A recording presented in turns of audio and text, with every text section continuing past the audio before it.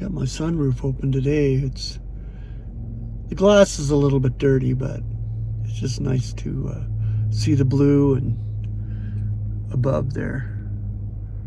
I love it. Just to have it above my head, knowing that we will be snatched away soon. Above there, in that atmosphere, that beautiful blue, I believe we'll meet our Lord just in that most deepest blue and beautiful area just above the earth. And just can't wait for our snatching away. But I'm gonna probably share a little bit here.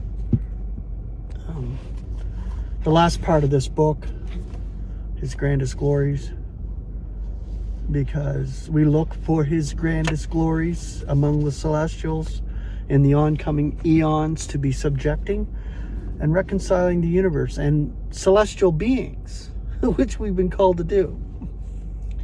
When you literally think of our calling and expectation, it's overwhelming, and it's what we have in Christ, the treasure that is stored up for us when we're snatched away, and at the dais of Christ, the most beautiful inaugural spot for the body of Christ, because our inauguration begins there at the dais of Christ. And I watched the whole inauguration presidential one, and amazing what God does and setting the stage for what's to come. And this is the beginning part of it, I believe, and we're going to see a portion of it before we're snatched away, which we've already seen, and it's amazing. We're so close. But the last part of this book, the conclusion, I would say, is on subjection. Now, we are subject to God in Christ now as believers. The rest are not subject to God in Christ. They're not even conciliated to God, but we cry out for conciliation and peace. Be at peace with God. This is our plea from within to those without. Just be at peace with God. And the universe will know this. Celestial beings will know it soon enough. But subjection is one of the great lessons of the eons. The future does not consist of self-assertion, or in the self-assertion and independence of God's creatures, but in their subjection to Him. 1 Corinthians 15:28, when God becomes all in all. The whole universe subjected through Christ, given back to God the Father. Then rule and reign will be given up, because it won't be necessary at the consummation. Even the Son Himself, the great King and head of the whole universe, will resign all rule and take the place of subjection. It is the only normal and natural condition of the creature. There can be no ultimate perfection so long as all are not in delightful and loving subjection to the Creator. Hence, it is one of the chief lessons of the eons to learn to be subject, each in his own sphere. Even masters are reminded that they have a master above them. In these degenerate days, there is a strong tendency to throw off all yokes and to demand a spurious liberty and independence. This generally accompanies the repudiation of God and the rejection of the lordship of Christ, where men will not bow in subjection to God. It follows that the authority of the husband is weakened, that children will not obey their parents, and that workers will not take their proper place beneath their superiors. Among the saints, subjection to God should be emphasized, as well as to one another. For it, rather than a theoretical liberty, brings blessing and happiness.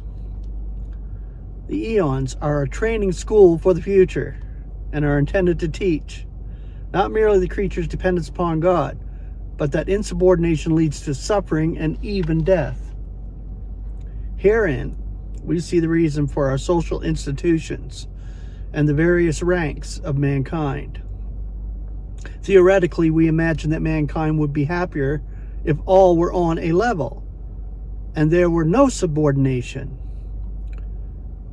So they would if all were subject to God. So it will be after the eons are past. But until then, subjection is God's means of preparing for the blessed ultimate. In the various relations of life, we must learn to be subject, even in our own relative sphere. There's no call upon us to rule, even though this is implied in the subjection of others. The husband is not told to lay down the law, but to love. Parents are not told to be strict with their children, but to refrain from vexing them. Masters are not exhorted to domineer over their slaves, but to be just and equitable in dealing with them. The grace we have received will help us to bow in acquiescent subjection, and also greatly soften the severity and harshness usually associated with human authority. Man's inhumanity to man has become a proverb. It has its place in God's purpose as a contrast to God's loving rule. It is our privilege to reflect this in our earthly relationships, as well as our own affectionate subjection to Him in the consummation. Colossians is colossal in its scope, written indeed by the apostle of the nations to them. Yet it deals with the secret of Christ, which is not confined to us or to this present secret administration, but reaches back to the creation and on to the ultimate reconciliation of all. The Son of God's love and His activities from the commencement to the consummation, filling the earth and the heavens, bringing all back to God's heart. Such is the background of this epistle. From these transcendent verities follow the truth for us and for today. His high heavenly honors He shares with us, having made us complete in Him. Hence we turn our gaze from earth to the heavens. Oh, that God would open our hearts to receive and revel in these revelations, how these would deliver them from their bonds, how these would illumine their darkness, how they would outgrow the immature conceptions of Christianity, which stunt and dwarf their spirits. Here we have the fullest knowledge, the highest wisdom, the greatest glory, the very pinnacle of God's revelation. Oh, that God would open the eyes of His saints. Alas, as a whole, they reject His glories in place of receiving them. Most of them oppose His blessings in place of believing them. But thanks be to God, the time is coming when all will find in Him their all.